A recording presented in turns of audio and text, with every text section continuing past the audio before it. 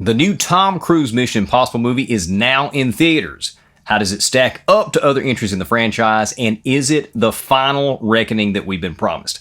I'll be breaking it down on this episode of Words Like That. All right, I think we're ready to roll.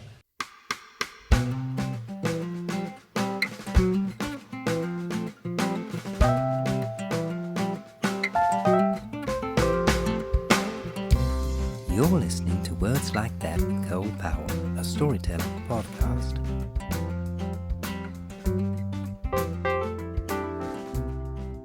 All right, I'm Cole Powell. This is Words Like That. Mission Impossible Final Reckoning, formerly known as Dead Reckoning Part 2. I am a huge Mission Impossible film franchise fan. Big Tom Cruise fan. I love all of these movies. I went to see this Thursday. I'm filming this Friday morning. I saw this Thursday afternoon, which was the earliest show that was available. I took my oldest daughter. She's also a huge fan of the Mission Impossible franchise and Tom Cruise. And we had a blast at this movie. It has all of the thrills, the big set pieces, nail-biting, edge-of-your-seat sequences, the Tom Cruise hanging upside down off a plane sequence that's been featured in the trailers and is really being promoted for this movie was insane. And this is actually Tom Cruise doing all of this stuff, all of his own stunts, just like he does in all of his movies. Really, really had a great time, enjoyed it. The audience that was there was a small audience, actually pretty good for a Thursday afternoon showing in a small town, and there was like 13 people. Very, very small theater, very small screen. And there was a lot of applause in the audience at the end of the movie, so everybody seemed to be really enjoying it. All that being said, objectively, in terms of the quality of the film, comparing it to other entries in the franchise, this is really one of the least entries in the Mission Impossible filmography. I'd probably put it number 7 out of 8 is the 8th film. I'd rank it number 7 above Mission Impossible 2, which I think is probably universally seen as the worst in the franchise. And I would put this one just right above it, even though I enjoyed it more than that ranking suggests. But just because this is my type of movie and I really love Tom Cruise and the franchise. The big issue with the film is Christopher McQuarrie, who directed it, co-wrote, and he also did that with the last few entries in the franchise, which I thought were excellent. It was clear that McQuarrie, Cruise, and the other people that were involved in making this movie really wanted this to be the culmination of the Mission Impossible series, of all the movies.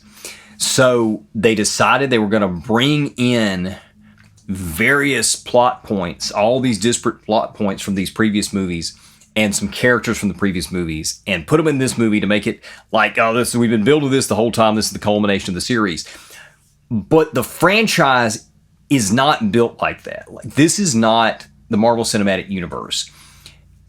Marvel, all of these movies were intended to build up to a culmination, to a finale.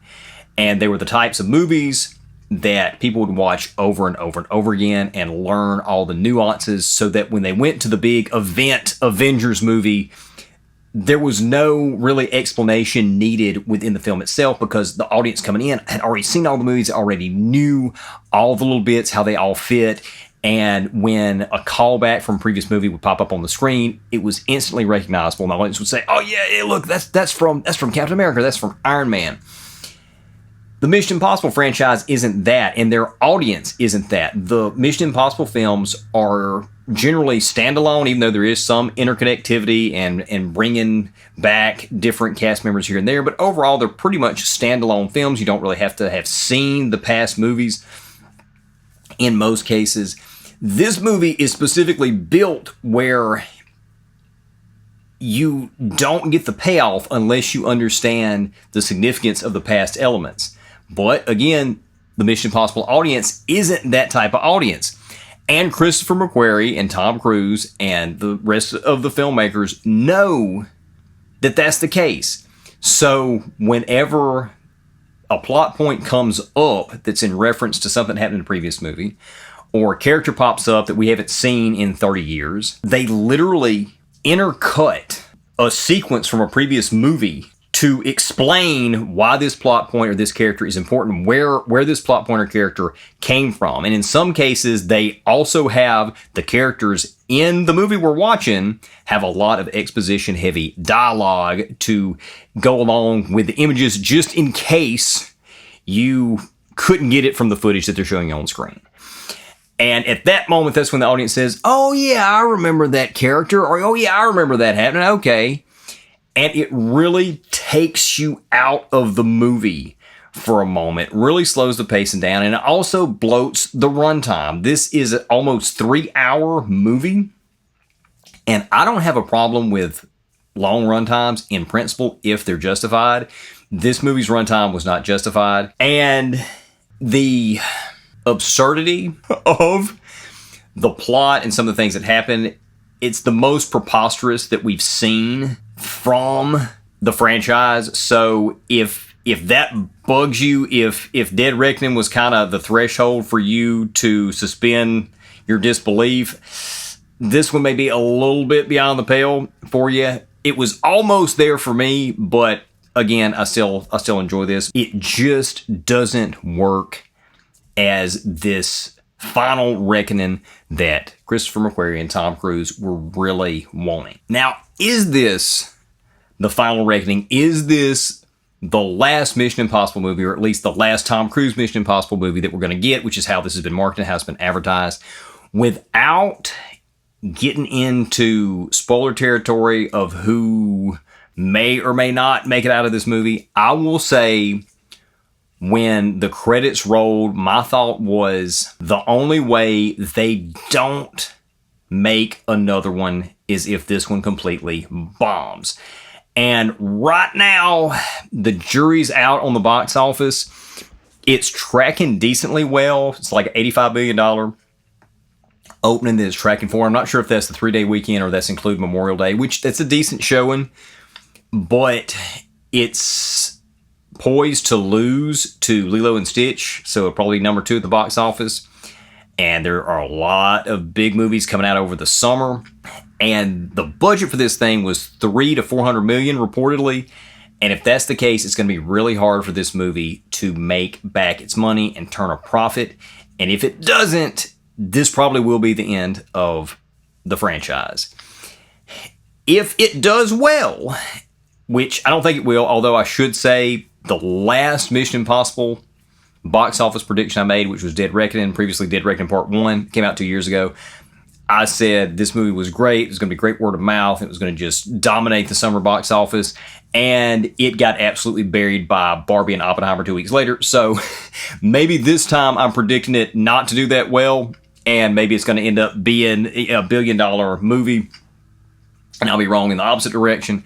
But I will say this. If they end up making another Mission Impossible with Tom Cruise, I don't know if I would go see it without Tom unless it looks just really, really, really good. Or there's another actor they cast that I really enjoy. If they make another one, I will still probably be there opening day, just like I was with this one and Dead Reckoning Part 1, because I just love these movies. What would I rate this film? I would probably give it a 7 out of 10 quality rating, which is not a bad rating, and I feel like I focused mainly on the negative, but I really didn't say everything I said negative about it was, those were the only things that were negative. So everything else I didn't mention was really good. But overall, it was a well-done movie, particularly the stunt work was amazing. Some of the sequences, you're on the edge of your seat, your hands are sweating. I know my daughter audibly gasped multiple times, which is what you want from these kinds of movies. And that's why a personal enjoyment rate, I would actually go a little bit higher. I'd go maybe 8 out of 10.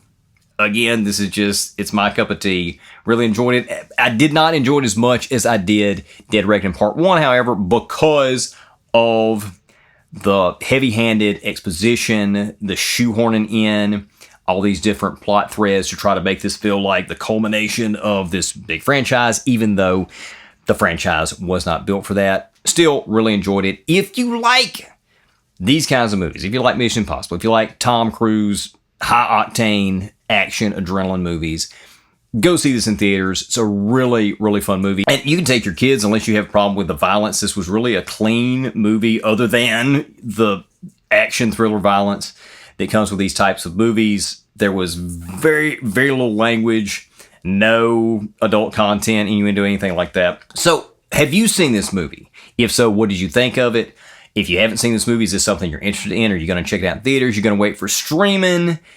And also let us know if you think the franchise is going to continue, or even if it should continue. Drop it in the comments wherever you're listening to this. And I keep forgetting to mention this at the end of the episodes. You can also contact us at randomine.records@yahoo.com, subject line, words like that, and send us an email. But you may want to add that address to your safe senders list, because we have tried to respond to people who have emailed us on that, and they don't get our responses. I imagine because it's going to spam.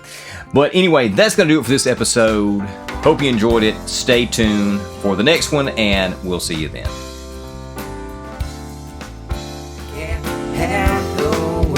Like that.